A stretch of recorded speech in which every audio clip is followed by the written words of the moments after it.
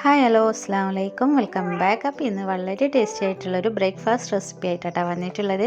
ഇത് നമുക്ക് കുട്ടികൾക്കൊക്കെ ടിഫിനായിട്ടും കൊടുത്തു വിടാൻ പറ്റും നല്ലൊരു ടേസ്റ്റി ആയിട്ടുള്ളൊരു ബ്രേക്ക്ഫാസ്റ്റാണ് കേട്ടോ. അപ്പോൾ ഇതിങ്ങനെ തയ്യാറാക്കുന്നത് നോക്കാം.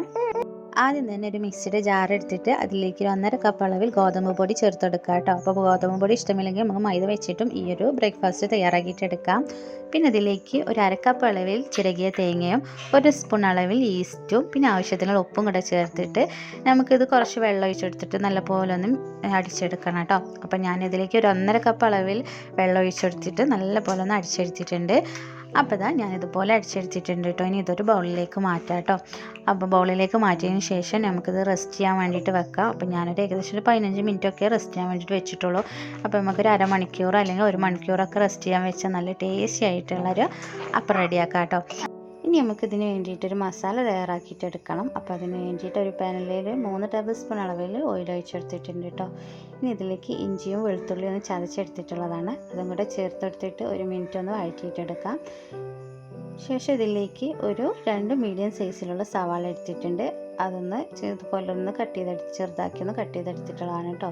അതും കൂടെ ഇതിലേക്ക് ചേർത്തെടുക്കാം. എന്നിട്ട് നല്ലപോലെ ഒന്ന് വഴറ്റിയിട്ടെടുക്കാം.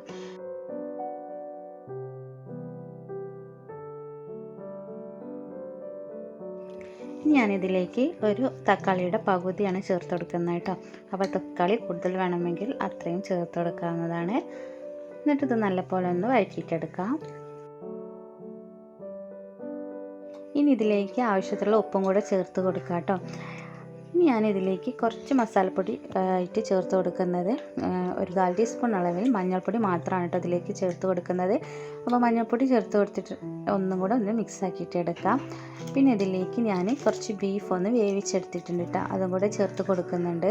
അപ്പോൾ ബീഫിൽ ഞാൻ ഓൾറെഡി നമ്മൾ എന്തെല്ലാം മസാലപ്പൊടികളാണ് ചേർത്ത് കൊടുക്കുന്നത് അതെല്ലാം ചേർത്ത് കൊടുത്തിട്ട് നല്ലപോലെ വേവിച്ചെടുത്തിട്ട് ഒന്ന് ചൂടാറിയതിന് ശേഷം മിക്സിയുടെ ജാറിലിട്ടൊന്ന് ക്രഷ് ആക്കി എടുത്തിട്ടുള്ളതാണ് കേട്ടോ. അതും കൂടെ ചേർത്തെടുത്തിട്ട് ഒരു 5 മിനിറ്റ് ഒന്ന് മിക്സ് ആക്കിയിട്ട് എടുക്കണം. അപ്പോൾ ഈ ഒരു ബീഫും കൂടി ചേർത്ത് മിക്സ് ആക്കി എടുത്തതിന് ശേഷം നമുക്കിതിലേക്ക് കുറച്ച് മല്ലിയിലയും കൂടി ചേർത്തെടുത്തിട്ട് മിക്സ് ചെയ്തിട്ട് എടുക്കാം കേട്ടോ. അപ്പോൾ ഇനി ബീഫ് ഇല്ലയെന്ന് വിചാരിച്ചിട്ടും കുഴപ്പമൊന്നുമില്ല കേട്ടോ. അപ്പോൾ നമ്മുടെ മസാല ഇവിടെ റെഡി ആയിട്ടുണ്ട്. അപ്പോൾ ഇതൊന്ന് മാറ്റി വെച്ചിട്ട് നമുക്ക് ദോശ ചുട്ടെടുക്കാം. അപ്പോൾ നമ്മുടെ ഈ ഒരു ദോശയുടെ മാവ് കൂടുതൽ നേരം വേണമെങ്കിൽ വെക്കാം കേട്ടോ. കൂടുതൽ നേരം വെക്കും തോറും നമ്മുടെ ദോശ നല്ല പെർഫെക്റ്റ് ആയിട്ട് തന്നെ കിട്ടും. അപ്പോൾ ഞാനിതിലേക്ക് നമ്മുടെ ദോശയുടെ ബാറ്റർ ഒഴിച്ചെടുത്തിട്ടുണ്ട് കേട്ടോ. അപ്പോൾ ഒട്ടും ഞാൻ ഓയിലൊന്നും യൂസ് ആക്കുന്നില്ല കേട്ടോ.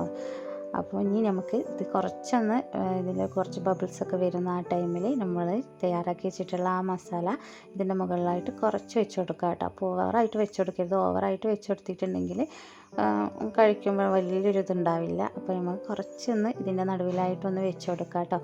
അപ്പോൾ നമ്മുടെ ഒരു ദോശ ഇവിടെ ഏകദേശം റെഡി ആയിട്ടുണ്ട് കേട്ടോ. അപ്പോൾ നല്ല ടേസ്റ്റാണ് ഈ ഒരു ദോശ കഴിക്കാൻ. അതുപോലെ കുട്ടികൾക്കൊക്കെ ടിഫിൻ ബോക്സ് ആയിട്ടൊക്കെ കൊടുത്തയക്കാൻ പറ്റുന്ന ഒരു അടിപൊളി ടേസ്റ്റ് ആയിട്ടുള്ള ദോശയാണ് കേട്ടോ.